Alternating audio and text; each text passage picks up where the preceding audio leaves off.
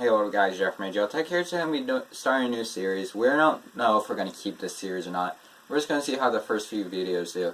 We're just going to be basically choosing old computer parts, old computers, old tech gadgets, basically old stuff, and seeing how it works in the real world today. So today I'm going to be doing, how does my 3-year-old laptop do today?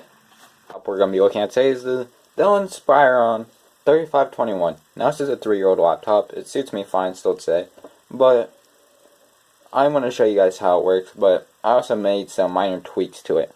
So let's show you what the I/O has. So for your left side for I/O, you have the charger port, HDMI port, Ethernet port, then you have 3 USB 3.0 ports. Then you also have an audio jack. Side you have a disk drive and then just another USB 3.1. You have nothing on the back. Then on the bottom you have a SD card reader, which is very nice, so you don't have to go and buy a flash drive with a SD card reader or buy one that plug in with USB, but it's nice to have. And it has a nice trackpad. I like it. The only complaint have about it is when you click on this button right here, it's loud and obnoxious, and I end up finding myself just tapping on it, double tapping on it, just so I'm not so loud and obnoxious. Then it's a pretty nice keyboard. I can type fast and not notice the difference between switching from my G710 Plus gaming keyboard to this standard keyboard. And then the resolution on, it's a 19-inch laptop, and then the resolution is 1920 by 900. I find it nice. It's not that bad. It gets you through the work.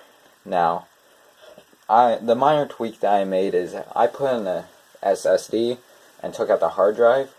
Now, why did I do that? Because I had a second SSD, and I never used it on my Beast computer, aka Blaziken. If you haven't checked that out, I'll leave that down below. I have a build guide, well, not guide, but time lapse of it.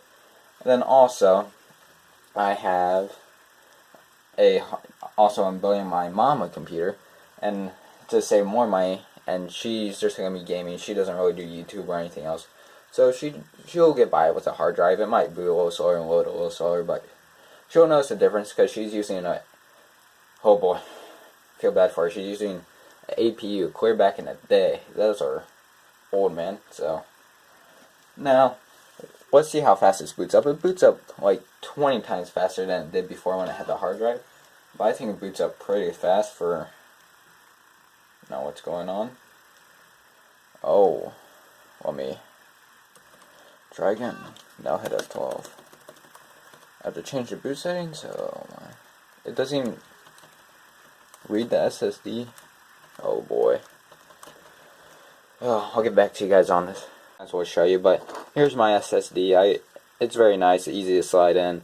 Then it comes with 4 gigs of RAM stock, but I'm going to upgrade that eventually, but it's not a big deal with me. It was mainly switching from a hard drive to SSD, so if you do end up getting this laptop, which I highly recommend buying a cheap SSD and that can hold enough that you need and use that so it can load faster. So now I'll put it back on, try turning it on, and see what happens then.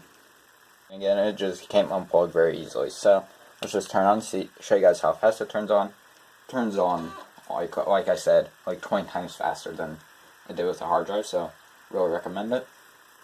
See, pretty fast now. Okay, as you can see, it has a Core i5 337. It runs at 1.8 gigahertz. It's a dual core processor. It gets the job done with the SSD now. 64-bit operating system. And I would highly recommend this laptop if you're in a budget. So, if you like this video, give it a huge thumbs up, get subscribed down below, and we'll catch y'all in the next one.